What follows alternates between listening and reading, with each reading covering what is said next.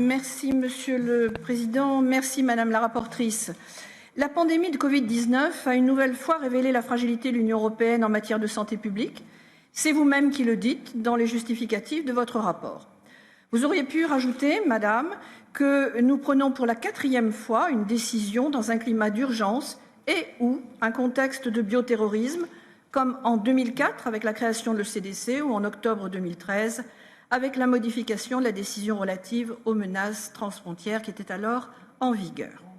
Ces dispositions n'ont absolument pas empêché l'échec de l'EMA au regard de ses prérogatives, ni surtout celui de l'ECDC, notre agence de veille sanitaire et d'alerte, et son retard coupable dans la divulgation des informations, ni surtout l'échec absolu du plan santé 2014-2020, dont les 4 objectifs spécifiques étaient, je vous le rappelle, de prévenir des maladies, de protéger les citoyens des menaces transfrontières graves, de contribuer à des systèmes de santé efficaces et de faciliter l'accès des soins pour les citoyens dans un cadre de sûreté et de qualité. Et que dire en plus de l'échec patent des procédures de préachat de vaccins que vous voulez, dans votre rapport, rendre obligatoires à tous les États.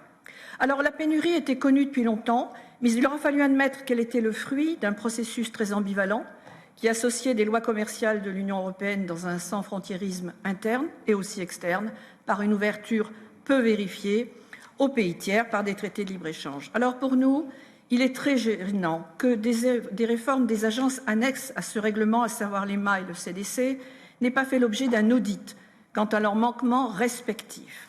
De même, l'absence d'études d'impact sur ce dossier est pour nous inadmissible au regard des échecs précédents tels que je viens de les lister.